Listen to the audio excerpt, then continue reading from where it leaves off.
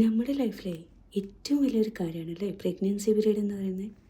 ചിലർക്കത് നല്ല മെമ്മറി ആയിരിക്കും, ചിലർക്കത് ഓർക്കാൻ പോലും ഇഷ്ടമാവില്ല. ഏതായാലും നമ്മുടെ പ്രഗ്നൻസി ടൈമിലുള്ള ടെൻഷനും അതേപോലെ തന്നെ സ്ക്രീൻ ടൈമൊക്കെ കുറക്കാനുള്ള ഒരു ഐഡിയ ആണ് ഈ ജേർണലിംഗ് എന്ന് പറയുന്നത്. പൊതുവേ ജേർണലിംഗ് ചെയ്യാൻ ഇഷ്ടമുള്ള എനിക്ക് ഇതൊരു ബിഗ് സംഭവമായിട്ടൊന്നുമില്ല, എന്നാലും എൻ്റെ കുറേ മെമ്മറീസും ഇപ്പം സെക്കൻഡ് പ്രഗ്നൻസിൻ്റെ ആണ്. ഫസ്റ്റിലും ഞാൻ ഇതുപോലെ ചെയ്തിരുന്നു. അപ്പോൾ സെക്കൻഡ് ബേബിക്ക് വേണ്ടിയിട്ട് അവർ പിന്നെ കുറേ കാലം കഴിഞ്ഞ് ഇതെടുത്ത് നോക്കുമ്പോൾ അവർക്കും അതൊരു ബിഗ് മെമ്മറി ആയിരിക്കും. പ്രഗ്നൻ്റായി ഫസ്റ്റ് 2 ട്രൈമസ്റ്റർ ഞാൻ ഹസ്ബൻഡിൻ്റെ കൂടെ സൗദിയിലാണ് ഉണ്ടായത്. ആ സമയത്ത് നമുക്ക് മറ്റുള്ളവർ തരുന്ന സപ്പോർട്ടും കെയറും ഉണ്ടാവും, അത് പറയാണ്ടിരിക്കാൻ വയ്യ കേട്ടോ. ചില ഫ്രണ്ട്സ് എനിക്ക് ഉണ്ടാക്കി കൊണ്ട് തരുന്ന ഫുഡ് അതൊക്കെ കഴിക്കുമ്പോൾ അൽഹംദുലില്ലാ നമുക്ക് നാട് മിസ്സാകുന്നതൊക്കെ അതിൽ നമ്മൾ മറന്നു. അവർ സർപ്രൈസായി തന്ന മം ടു ബി, പിന്നെ നമ്മൾ അവിടെ ആയിരുന്നു ഫസ്റ്റ് കൺസൾട്ട് ചെയ്തിരുന്നത്, അല്ലബീറിലെ ഒരു ഡോക്ടറെ. അവരെ സപ്പോർട്ടും എല്ലാം കൂടെ ആകുമ്പോൾ നമുക്ക് ആ മൊമെൻറ്റ് ഹാപ്പി ആയിട്ട് ഇരിക്കാൻ പറ്റും. അതുപോലെ തന്നെയായിരുന്നു 3rd ട്രൈമസ്റ്റർ നാട്ടിലെത്തിയപ്പോഴും.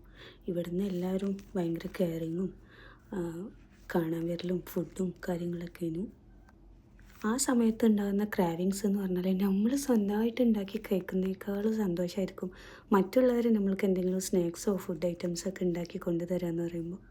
അപ്പോൾ അത് നമുക്ക് ടേസ്റ്റും കൂടും.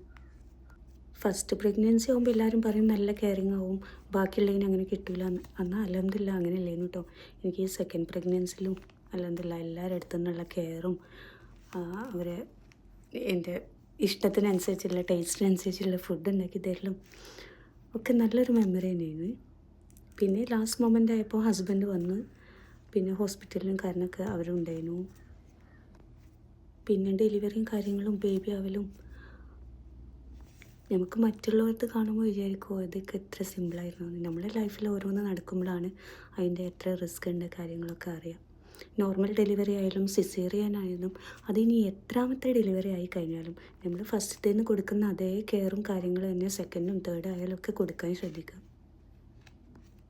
ഈ ഒരു പ്രഗ്നൻസി പീരീഡിലായാലും ഇനി ആഫ്റ്റർ ഡെലിവറി ആയി കഴിഞ്ഞാലും നമ്മളെക്കാളും നമുക്ക് ചുറ്റുപാടുള്ളവർ തരുന്ന സപ്പോർട്ടാണ് ഏറ്റവും വലിയ നമ്മളെ ഹെൽത്ത് അല്ലെങ്കിൽ മെൻ്റൽ ഹെൽത്ത് സപ്പോർട്ട് ചെയ്യുന്നത്. സെക്കൻഡ് ബേബി ഒന്ന് ലേറ്റ് ആയപ്പോക്കും എന്നെക്കാൾ ടെൻഷൻ എൻ്റെ ചുറ്റുമുള്ളവർക്കായിരുന്നു തോന്നും. അവരുടെ ചോദ്യം കേൾക്കുമ്പോൾ നമുക്ക് ഭയങ്കര സങ്കടമാവും. അപ്പോൾ ഞാൻ വിചാരിക്കും ഫസ്റ്റ് ബേബി തന്നെ ഇല്ലാത്തൊരവസ്ഥ അപ്പോൾ എന്തായിരിക്കും, അവരെത്ര മാത്രമായിരിക്കും ടെൻഷൻ എടുക്കുന്നതെന്നുള്ളത്. അപ്പോൾ എല്ലാത്തിനും ഒരു സമയം ഉണ്ടാവും എന്ന് വിചാരിക്കാം. അപ്പോൾ ഇത്രയാണ് ഇന്നത്തെ വീഡിയോ. Okay, by.